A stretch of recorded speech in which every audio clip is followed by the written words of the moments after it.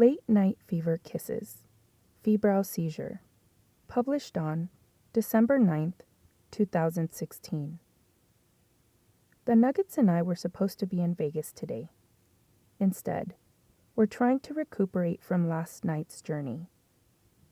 Nugget had a febrile seizure. She and I ended up in the emergency room from around 12 a.m. to about 2 a.m. It was one of the scariest moments in my life. Just a couple of days ago, I was thinking about writing a blog post titled Late Night Fever Kisses Part 2. In Part 1, I wrote about how little Nugget had experienced his first fever.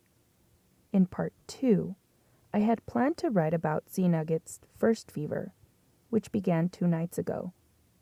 She is teething, and she had began a fever of about 99.7, or so we think, because it turns out that the thermometer we have isn't reliable.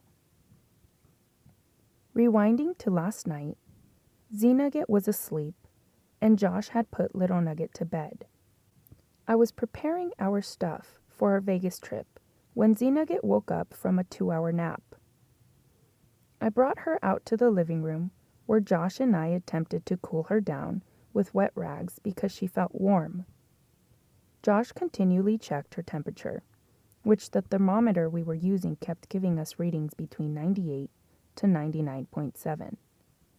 Josh and I kept Nugget entertained until she finally fell asleep in my arms. I took her to our room where I laid her down on our bed. I left her uncovered so she wouldn't feel too warm. After laying her in my bed, I laid down on the floor to stretch and relax before laying down myself. I was at the end of my stretching when Nugget started crying. I quickly popped up to carry her because I didn't want her to continue crying and wake little Nugget.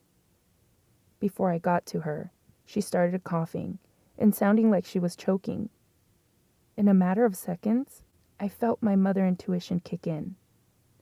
I partially ran into the living room where Josh was attempting to sleep and yelled out for him, "Josh, Zion's having a seizure."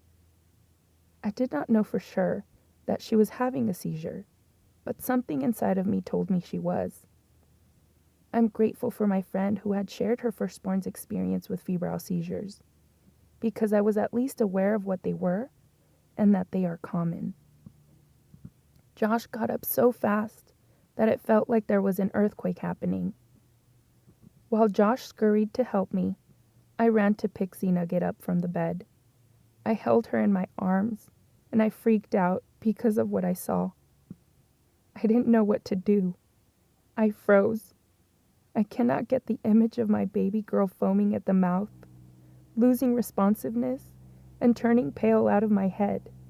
All I knew to do was to start praying to God to keep my baby safe and healthy, and to illuminate me on what I could do to help her get better right away. I don't remember much of what happened as I held my baby girl in my arms, praying and crying. Everything was a blur, from there to when the ambulance arrived. We live very close to 2 fire stations and a hospital, so the fire troop arrived within a couple of minutes. By then, Nugget was responsive, and I was shaking out of control. Josh stayed with little Nugget as the ambulance took Nugget and I to the hospital. At the hospital, they took Nugget's vitals and took her temperature, which showed to be 104. They gave her a dose of Motrin and Tylenol, and while they waited to recheck her temperature, they checked her throat and ears, took a chest x-ray and a urine sample, and did a nose swab to rule out the possibility of any infections or influenza that could have been linked to the high fever. Thankfully, her fever came down after she fell asleep in my arms and put in a good sweat. All the results came back negative. The fever had been due to her teething. Because we had not given her any medication to lower her fever, it had escalated and caused a febrile seizure. All was well.